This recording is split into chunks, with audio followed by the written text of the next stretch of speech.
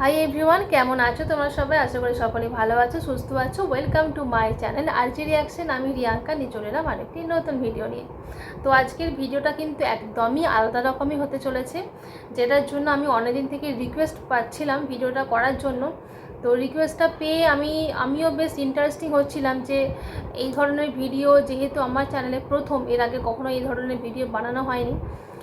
আর interesting লাগছিল কারণ যেখানে আমাদের ইতিহাস নিয়ে কথা হচ্ছে, আর ইতিহাস যেখানে নিয়ে কথা হচ্ছে সেখানে তো ভালো লাগবেই।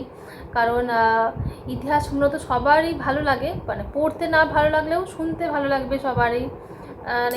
অতীতে কী হয়েছে, কিভাবে কি হয়েছে সেগুলো জানতে, সেসব গল্প শুনতে জানতে সকলেরই ভালো লাগবে। তো বাংলা সালতানাত তো একটি বিরাট বড় ঘটনা, ছোটোখাটো তো ব্যাপার না যে একটা ভিডিওর মাধ্যমে সমস্ত কিছু জানা হয়ে যাবে। তো এইসব চ্যানেলগুলো এক একটা মানে ঘটনা পার্ট বাই পার্ট করে এগুলো ভিডিওগুলো তৈরি করেছে।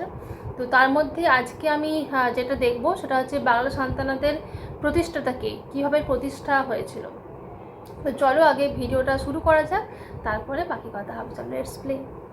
বাংলা সালতানাতের ইতিহাস এক বিশাল গৌরবময় অধ্যায়, যা 1338 থেকে 1538 খ্রিস্টাব্দ পর্যন্ত স্থায়ী হয়েছিল। এরপর আফগান শাসন অধীনে চলে গেলেও বাংলা স্বাধীন সুলতানি আমলের প্রভাব ছিল সুদূর প্রসারী। বখতিয়ার খিলজি বাংলা বিজয়ের পর থেকেই দিল্লি সালতানাতের অধীনে থাকলেও এই সময় থেকে বাংলা স্বাধীনতার বীজ বপন হতে থাকে। ইলিয়াস শাহ রাজবংশ বাংলা স্বাধীন সালতানাতের প্রতিষ্ঠাতা হিসেবে যেসব নামগুলো শামসুদ্দীন আমরা ইলিয়াস শাহকে ইতিহাসের পাতায় বিশেষ পড়েছিলাম সেই মর্যাদার সব অধিকারী। নামগুলোই আমরা তিনি ভিডিওর দিল্লির মাধ্যমে দেখছি। অধীনত থেকেও বাংলাকে মুক্ত করে একটি স্বাধীন সালতানাত প্রতিষ্ঠা করে। ইলিয়াস শাহ সিজিকিস্তানের অধিবাসী ছিলেন এবং প্রাথমিকভাবে দিল্লির সুলতানের অধীনে চাকরি করতেন। পরে নিজ যোগ্যতায় তিনি সাঁওতালগড়ের শাসনভার দখল করে 1342 সালে লক্ষ্মণাবতী জয় করে ইলিয়াস শাহ রাজবংশ প্রতিষ্ঠা করে। তার শাসনামলে বাংলা, বিহার, উড়িষ্যা এমনকি নেপালের কিছু অংশ পর্যন্ত বিস্তৃত হয়েছিল। তিনি শাহ বাংলা উপাধি ধারণ করেন। ইলিয়াস শাহর পরে তার পুত্র সিকান্দার শাহ ক্ষমতায় আসেন। ইলিয়াস শাহ বংশের শাসনকালে বাংলা স্থাপত্য শিল্প সংস্কৃতি উল্লেখযোগ্য উন্নতি ঘটে। আদিনা মসজিদ এবং পান্ডুয়ার অনেক স্থাপনা এই সময়ে সৃষ্টি হয়েছে।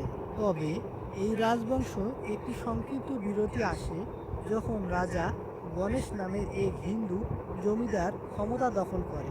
তার পুত্র যদু সেন ইসলাম ধর্ম গ্রহণ করে, জালালউদ্দিন মোহাম্মদ শাহ নাম ধারণ করে এবং পুনরায় মুসলিম শাসন প্রতিষ্ঠা করে।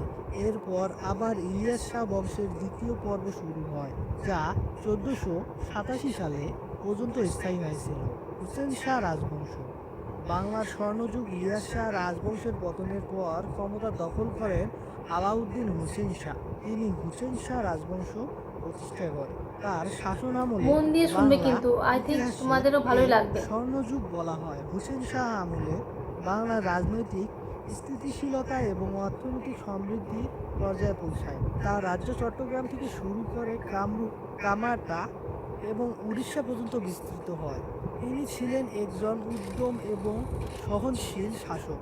তার রাজত্বকালে হিন্দু মুসলিম উভয় সম্প্রীতি ও শান্তিপূর্ণভাবে কি ভালো বসবাস লাগছে করে। না তার দেখতে, মানে দরবারে সিনারিটা অনেক কি সুন্দর গুরুত্বপূর্ণ লাগছে। পদে হিন্দুরা অধিষ্ঠিত হয়েছিল। হুসেন শাহ পৃষ্ঠপোষকতায় বাংলা সাহিত্য ও সংস্কৃতির বিকাশ ঘটে। তিনি বাংলার ছোট সোনা মসজিদ এর মতো অনেক স্থাপত্য নির্মাণ করেন। তার মৃত্যুর পরে তার পুত্র নুসরত শাহ এবং তারপরে গিয়াসউদ্দিন মাহমুদ শাহ ক্ষমতা গ্রহণ করে। তবে শেষ সুলতান গিয়াসউদ্দিন মাহমুদ শাহ সময়ে আফগানরা বাংলা ক্ষমতা নামগুলোর সাথে বিস্তার শুরু সবাই আমরা করে। পরিচিত, আফগান যেহেতু শাসক পড়াশোনা এবং হয়েছে সালতানাতের ইতিহাসে। পতনে 1538 সালে শের শাহ সুরি থেকে হুসেন শাহ সুলতানকে পরাজিত করে গৌড় দখল করে। এর মধ্য দিয়ে বাংলা স্বাধীন সুলতানি এর শাসন অবসান ঘটে। শের শাহ এবং তার বংশধররা কিছুকাল বাংলা শাসন করে এবং পরে কারানি রাজবংশ নামে আরেকটি আফগানি বংশের শাসন প্রতিষ্ঠা হয়। এই বংশের শেষ শাসক দাউদ খাঁ কারানি ছিলেন বাংলার শেষ স্বাধীন শাসক।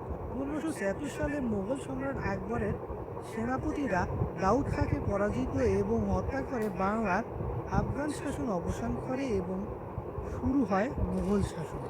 এই পূর্ব শাসনকাল বাংলার একটি সমৃদ্ধশালী বাণিজ্যিক কেন্দ্র হিসাবে পরিচিত হয়েছিল।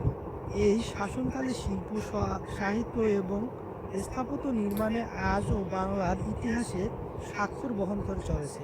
আমাদের চ্যানেলটি ভালো লেগে থাকলে লাইক, সাবস্ক্রাইব করে পাশে থাকবেন। ওকে, তো একটা রাজ্য বা একটা রাষ্ট্র তৈরি করতে তো অনেক মানে কাঠখড় পুড়িয়ে এই সেই করে অনেক যুদ্ধ করে তবে একটা রাজ্যের শাসন মানে করতে হয়। তো মানে একজনের ওপর আরেকজনের দায়িত্বভার পড়ে। একজন রাজা চলে গেলে তার উপরে তারপরে যে রাজা হন তার উপরে শাসনভারের দায়িত্ব থাকে। তো এরকম তো একের পর এক দায়িত্বভার বহন করতে থাকে এক একজন সম্রাট। তো সেই সব কিছু তো একটা ভিডিওর মাধ্যমে সব দেখানো সম্ভব না।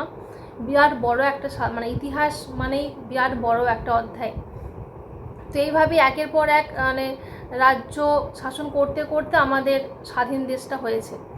তো একটা রাজ্যের দায়িত্ব একজনের উপর আবার তারপরে আবার একজনের উপর এইভাবে দায়িত্বভার নিতে নিতে আমাদের দেশটা স্বাধীন হয়েছে।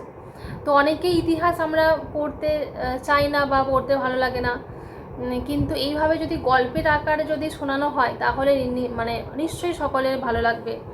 কারণ এগুলো সবই তো মানে জানতে শুনতে তো ভালোই লাগে না। এগুলো তো মানে আমাদের দেশ কিভাবে স্বাধীন হয়েছে, কিভাবে কি হয়েছে সমস্ত কিলো তো মানে এইভাবে যদি গল্পের আকারে বলা হয় তো কার না ভালো লাগবে।